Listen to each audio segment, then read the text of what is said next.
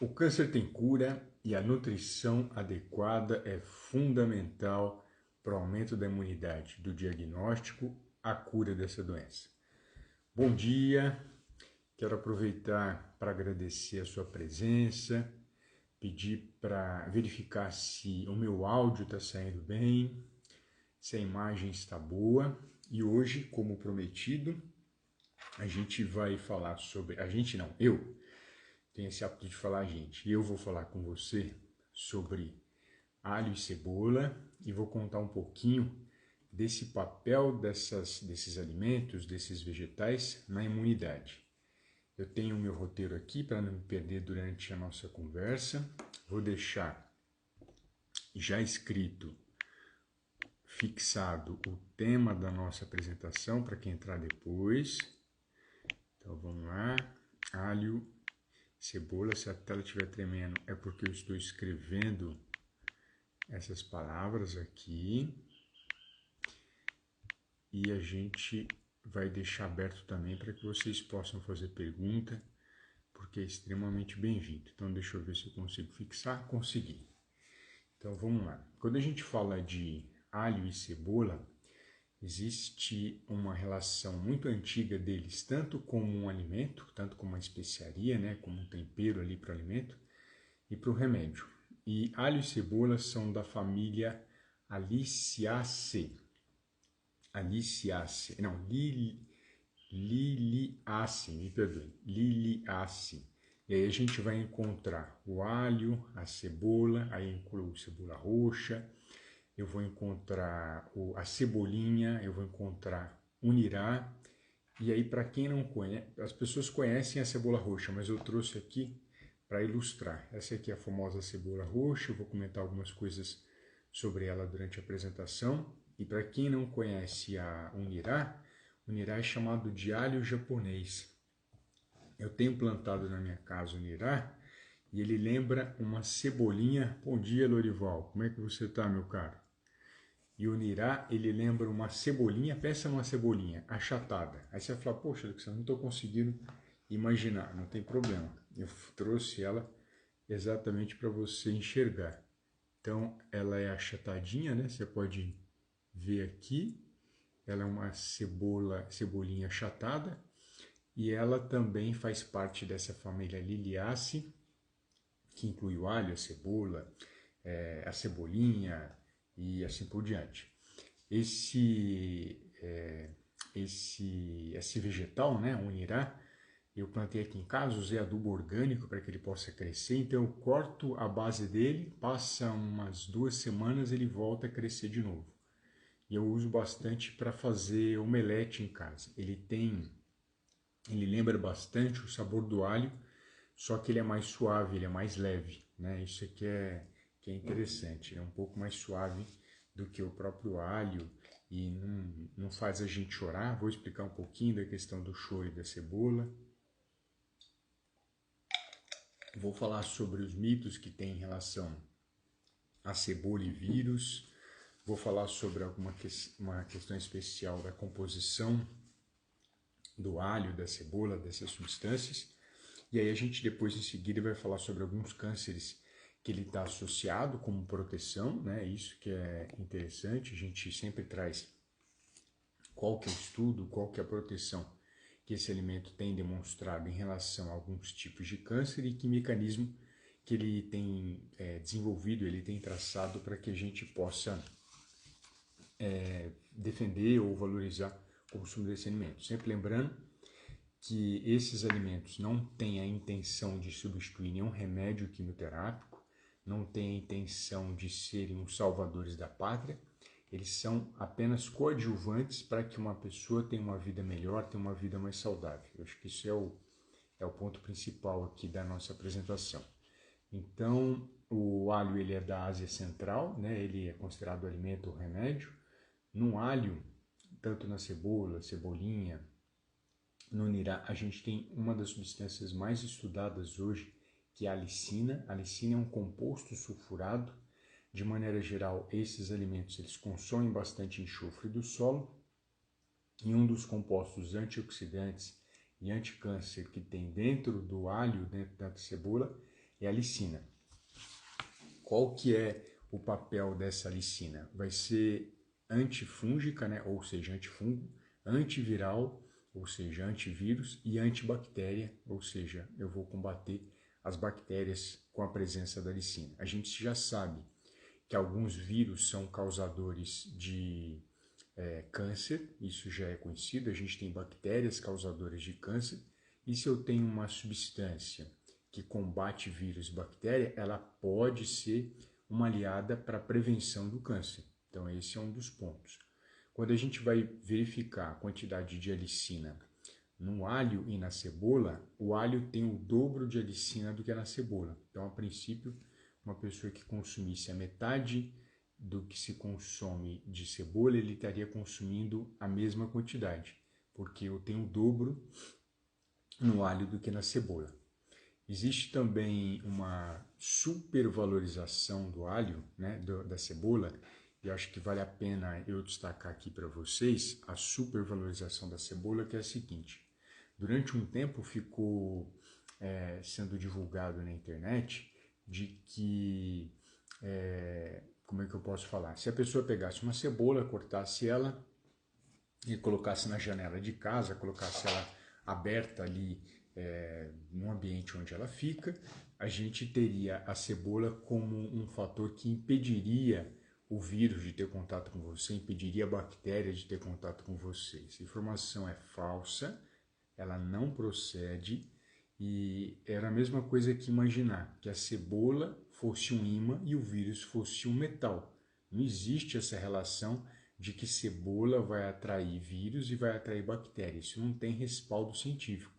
Isso foi uma corrente mentirosa divulgada na internet, talvez para que as pessoas consumissem mais cebola, né? Não vejo mal algum consumir cebola, mas se você divulga uma mentira, muitas vezes você perde o crédito do próprio alimento. Então, é ruim quando a gente faz uma supervalorização de um alimento, coloca ele como super-herói, porque ele não tem esse poder de atrair vírus, de atrair bactéria, como fosse um imã que atrai o ferro, né? Ou a cebola que atrai o vírus, porque o vírus é uma partícula de ferro, a bactéria é uma partícula de ferro. Isso é uma besteira, né? Então isso não tem respaldo, principalmente quando surgiu a questão do coronavírus.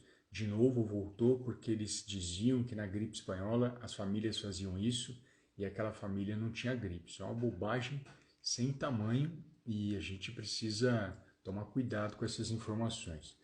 Pedro, meu caro, como é que você está, meu querido? Bom dia, seja bem-vindo.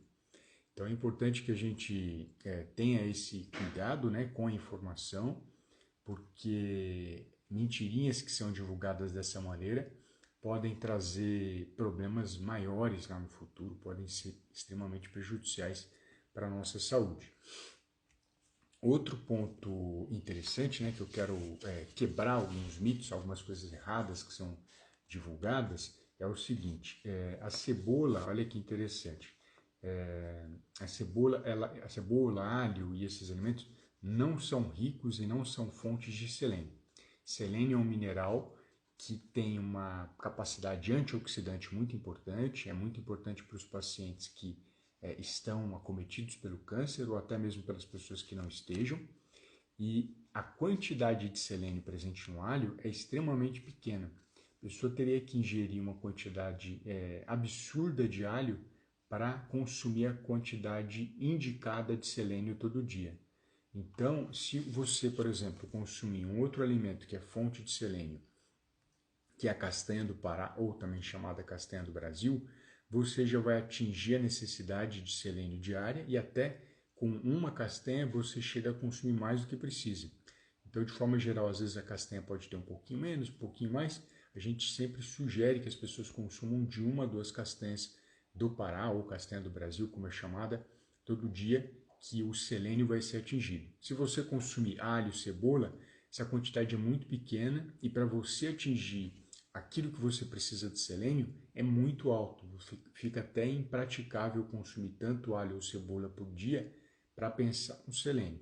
E o engraçado é que existem até artigos científicos valorizando isso.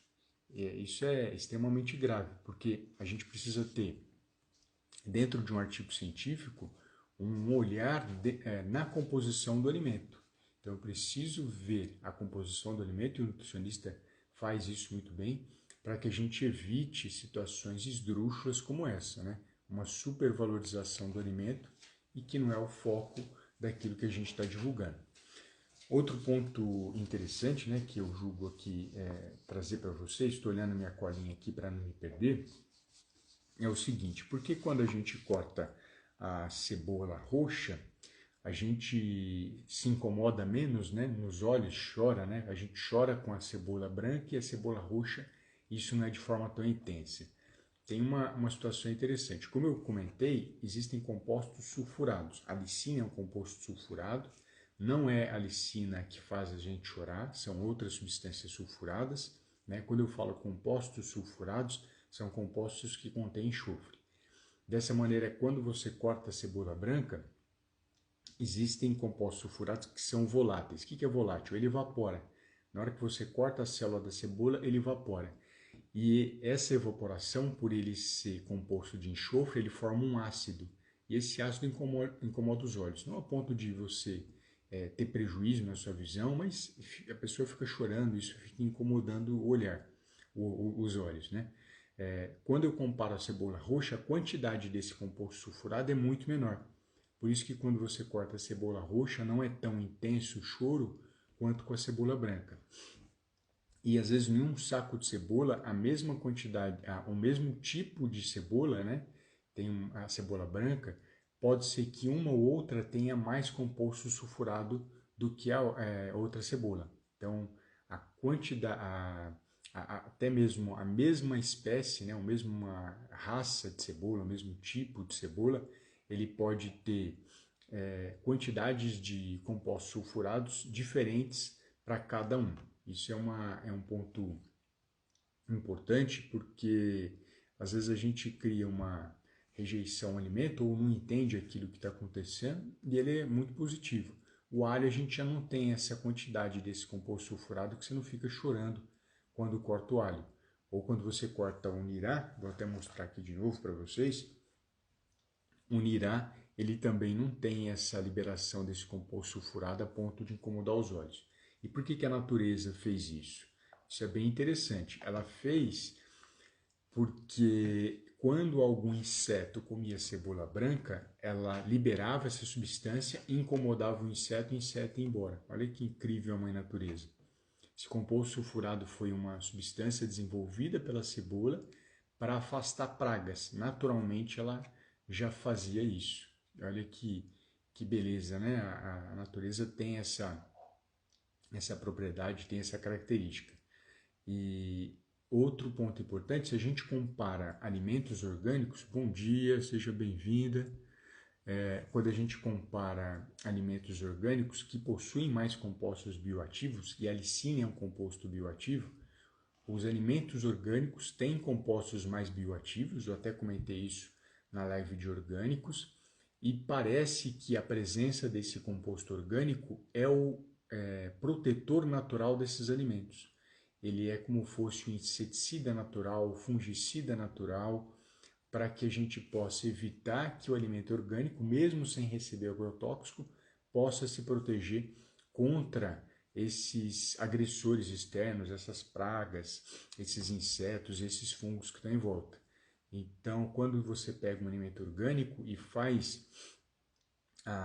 você guarda ele na geladeira, a gente percebe que a vida desse alimento na geladeira, ou até mesmo fora, é maior do que o alimento que recebeu agrotóxico. Porque, de maneira geral, o alimento que recebe o agrotóxico, ele reduz a produção dos compostos bioativos, que são extremamente interessantes para o câncer.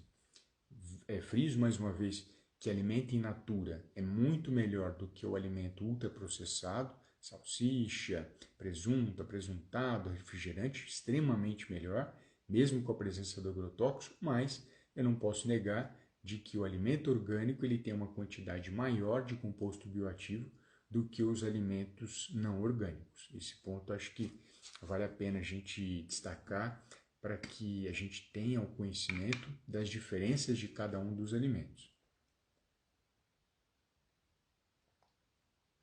Se vocês quiserem fazer alguma pergunta durante a minha apresentação, fique à vontade. E eu quero trazer uma situação que acomete o paciente com câncer, e na verdade a maioria dos brasileiros, que é a hipertensão. Eu vou chegar já na imunidade, mas o que eu quero trazer da hipertensão? Muitas pessoas têm problema de hipertensão, né? E indiretamente existem fatores genéticos, existem fatores comportamentais, e o alho ele tem se mostrado um grande amigo da pessoa com hipertensão. Então, quando você inclui alho na alimentação de uma pessoa hipertensa, claro, ela tomando remédio, ela fazendo o controle do sódio que ela ingere, ele ajuda a controlar esses níveis de pressão. Tem uma revista importante, que é a New England Journal of Medicine, que é uma importante revista médica, que ela publicou um artigo em 2013, demonstrando que pessoas que consumiam mais alho, em especial o alho cru, né? Se você frita, se você cozinha, ele vai perdendo benefício, ela consumia mais alho, você tinha a possibilidade de fazer o controle da pressão. Aí algumas pessoas me perguntam, eu tenho pressão baixa, não vou comer alho. Foi feito outros estudos também, quem tem pressão baixa, o alho não abaixa mais a pressão, ele controla de quem está alto. Veja que interessante isso. O alho ele tem o poder de ajudar a controlar a pressão alta. Se ela for baixa, ele não vai rebaixar mais ela. Continua indiferente, continua na mesma situação ali que estava com pressão baixa. Por isso, eu tenho recomendado para pacientes com câncer e que têm hipertensão, e muitas vezes essa pressão ela altera muito, o consumo, se possível, do alho nas refeições, almoço e jantar, muitas vezes sugerindo ele fazer a higienização desse alho e comendo pedacinhos dele ali na comida cru. Alexandre, por que você fala pedacinhos do alho? Porque a gente já teve relato de um paciente que foi sugerido para ele comer alho e ele consumiu um dente de alho cru inteiro. O que aconteceu? Ele ficou entalado com o dente de alho. Primeiro, tome cuidado com isso. A gente sempre fala para consumir o alho, pique esse alho, coloque ele na comida. Segundo, se você pudesse até mesmo engolir um alho inteiro, né, você não vai aproveitar os benefícios dele. Bom dia, Gabi, seja bem-vinda. Você consome um alho inteiro, você não vai consumir o benefício. A própria cobertura vegetal que existe no alho vai impedir você de fazer qualquer tipo de ação bioquímica nele. A mesma coisa é feijão. Se a pessoa engole um grão de feijão, ela não aproveita os benefícios que tem no feijão.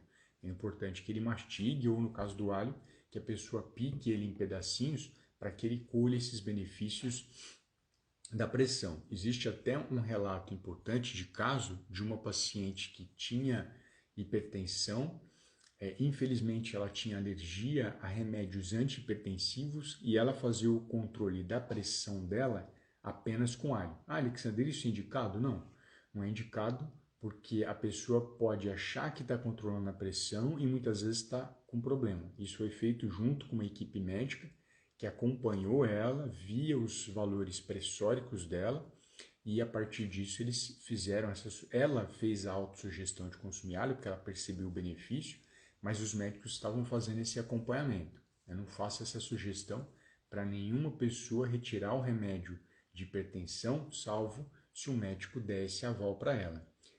Infelizmente, quando a pessoa começa a tomar remédio de pressão, ela ganha uma confiança de que ela está bem, porque a pressão chegou ali em 12/8. Aí ela fala, já estou normal, vou parar de tomar. Não, não faça isso porque ela vai voltar de novo. Importante que a gente tenha o aval médico para que você continue controlando a pressão e ele vai sinalizar o momento para que você tire esse remédio que é importante para o controle da sua saúde, né? Boa parte dos infartos, e o paciente com câncer, claro, também pode sofrer infarto, ocorre por conta desse desequilíbrio do nível de pressão arterial e o alho pode ser um grande aliado nesse controle da pressão. Então, continuando aqui as informações que eu estou trazendo para vocês, inteiro, tal do alho. E aí, o que é importante a gente destacar, né? Tem a questão dos cânceres, né, que eu vou colocar para vocês. E aí, o ponto especial é o seguinte, a gente tem câncer de estômago, a gente tem câncer coloretal, a gente tem câncer de esôfago. Esses são os principais cânceres que podem ser protegidos pelo consumo do alho, que podem ser protegidos pelo consumo da cebola. Existem outros cânceres também sendo estudados, mas esses três, estômago, colo retal e esôfago, têm demonstrado melhores resultados. E de que maneira que a cebola, que o alho, ele pode trazer esse benefício, né? Qual que é o foco, qual que é o olhar que a gente precisa trazer?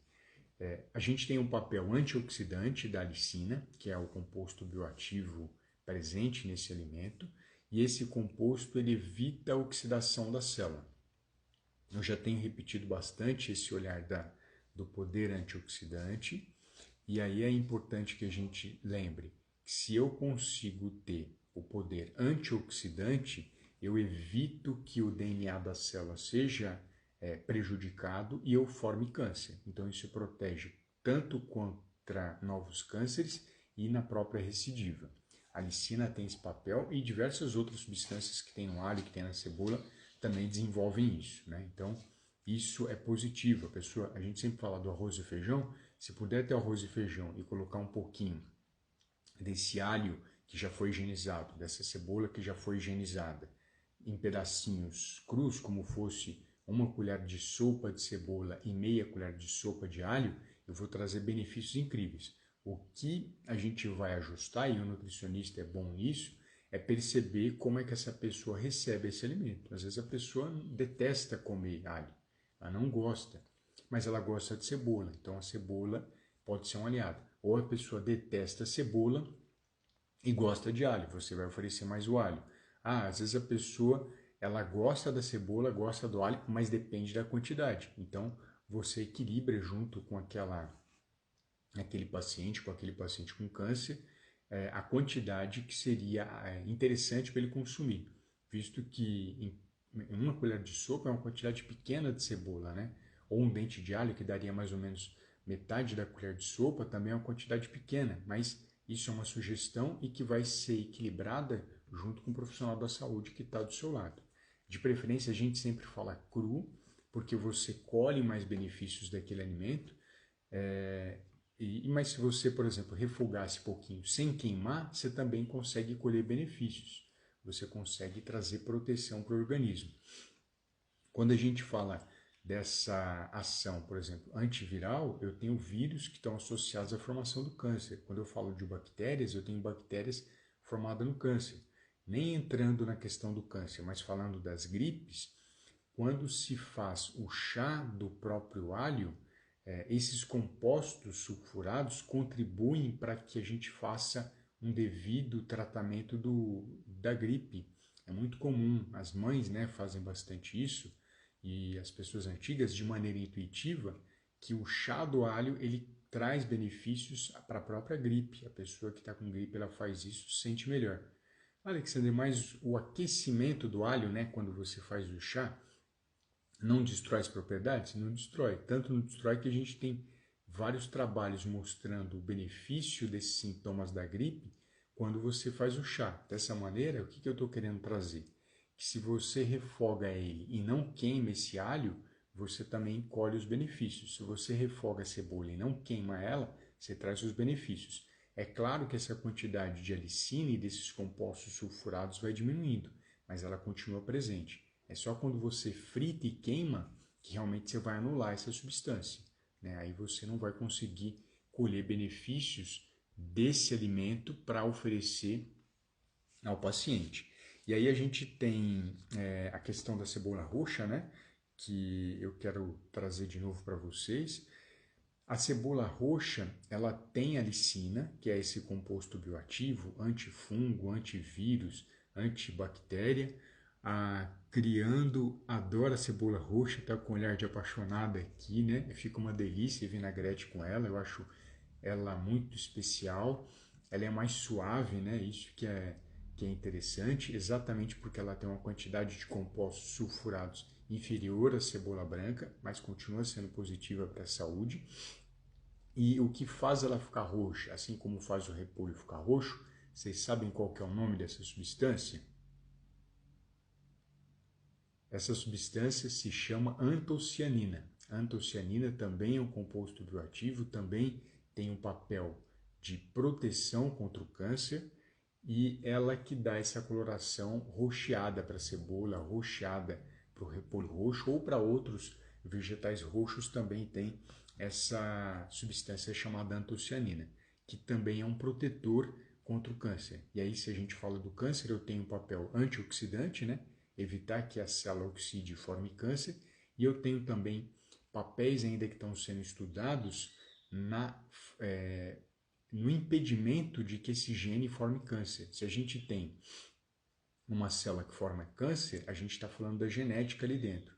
Então parece que existem alguns mecanismos que estão sendo estudados, tanto da alicina e da antocianina, que poderiam atrapalhar a célula a formar câncer. Veja que incrível, talvez um dos caminhos para a gente controlar o câncer genético, que foi aquele que diagnosticaram em mim no passado, seja a utilização de alimentos que tenham esse poder de controlar o gene que está formando câncer. Eu estou falando da ponta do estudo da medicina. Eu estou falando de uma das coisas mais avançadas que existe. A medicina não conhece ainda como silenciar um gene com câncer e talvez a mãe natureza já saiba e a gente ainda não identificou, a gente ainda não descobriu.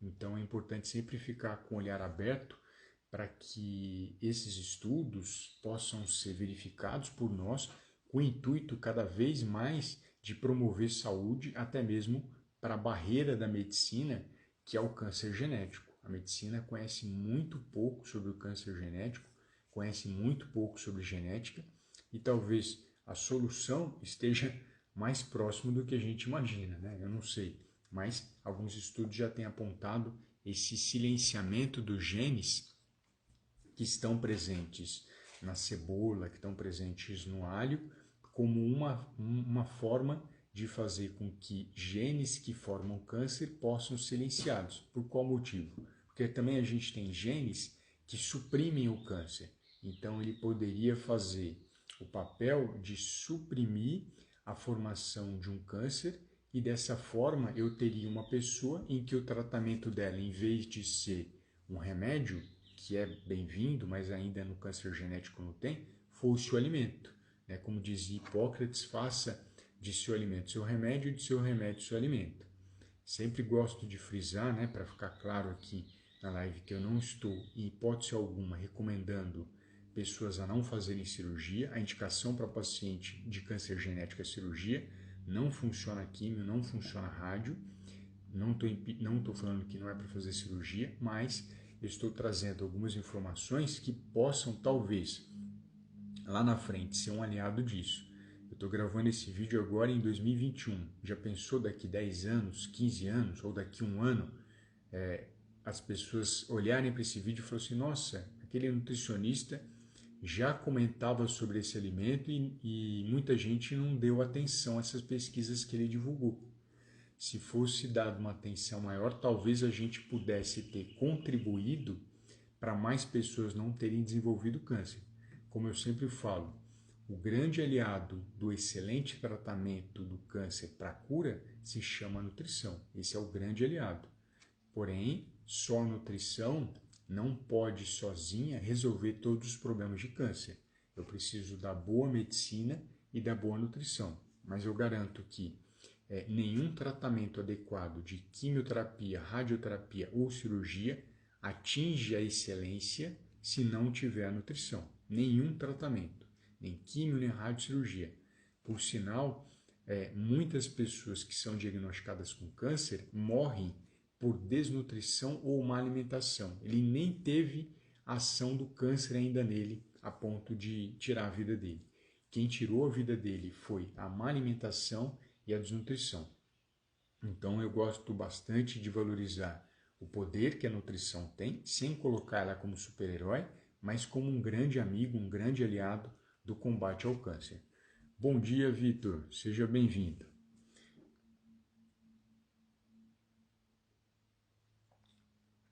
Então eu quero aproveitar para anunciar a live que eu vou fazer amanhã. Amanhã a gente vai falar sobre uva e sementes de uva. Foi uma pergunta sobre quanto de semente de uva deveria consumir por dia nos comentários, né? Então eu quero falar um pouquinho mais sobre a uva, né? A gente vai falar sobre resveratrol, a gente vai falar sobre as substâncias que estão no extrato, né? No pó da uva, que se você comer a semente, ela vai sair pelo cocô da mesma maneira, que é a proantocianidina, que foi a conversa nossa de ontem. Mas ontem eu foquei em cranberry. Amanhã eu vou focar tanto na uva e na semente de uva, na verdade no pó da semente da uva, do extrato, em relação a esses benefícios aí para a saúde das pessoas. Aproveito também para falar sobre o canal do Telegram, Câncer Tem Cura. Alexandre, o que é Telegram? Telegram é um aplicativo parecido com o WhatsApp, mas na minha opinião melhor, porque você consegue entregar todo o conteúdo. E depois das lives, eu pego o meu celular, né, que ele está sendo usado aqui para fazer a gravação, e gravo alguns comentários que eu não fiz durante as lives. Eu complemento algumas informações que eu não coloco nas redes sociais. Então, quem faz parte dele tem um espaço ainda mais privilegiado por conta dessas observações que eu faço. Vitor, ele é um canal privado, né? Ele não está público para todo mundo. Se você entrar no link da minha bio, né, vai estar escrito lá Telegram, aí você seleciona Telegram e aí você vai fazer um registro dos seus dados, é gratuito, você já vai ter acesso a ele. Então, todo dia eu estou fazendo algum comentário, trazendo alguma experiência minha, alguma prática clínica para aumentar a imunidade do diagnóstico à cura do câncer. Lembrando, a imunidade é fundamental para que a gente trate essas doenças. Sem imunidade, não existe cura do câncer. Vou repetir, sem imunidade não existe cura do câncer. O médico proíbe um paciente com baixa imunidade de fazer químio, proíbe um paciente com baixa imunidade de fazer rádio, proíbe um paciente com baixa imunidade de fazer cirurgia, porque ele vai morrer na própria mesa cirúrgica ou no próprio local onde se faz químio e rádio. Por isso, eu tenho frisado esse papel fundamental da alimentação para a melhora da imunidade. Obrigado, querida. Eu que agradeço a sua presença, agradeço a sua atenção e estejam sempre bem-vindos para deixar comentários, porque isso que vai enriquecendo o meu conteúdo. Assim que acabar essa live, eu deixo gravado aqui o conteúdo e para você divulgar, para você compartilhar, tanto no Facebook, tanto como no YouTube, e deixe o comentário. O que você aprendeu hoje? O que teve de novo que você não encontra no Google, mas encontrou na minha live? Tá bom? Muito obrigado a todos e tenham um excelente dia.